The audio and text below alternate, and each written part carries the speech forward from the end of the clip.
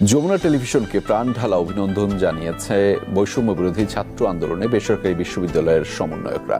আজকে আমরা কথা বলবো যমুনা টেলিভিশনকে নিয়ে। বর্তমান বাংলাদেশের গর্বের নিউজ চ্যানেল হচ্ছে যমুনা টেলিভিশন। আরও পরিচিতি লাভ করেছে কোটা আন্দোলনের পক্ষে নিরপেক্ষভাবে কথা বলার জন্য। এই জন্য বাংলাদেশের যে কয়টি নিউজ চ্যানেল আছে সবার উপর আছে যমুনা টেলিভিশন।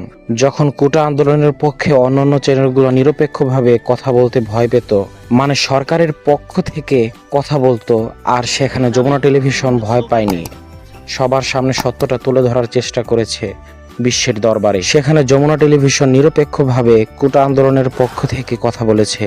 এর জন্যই সব নিউজ চ্যানেলের ঊর্ধ্বে যমুনা টেলিভিশন।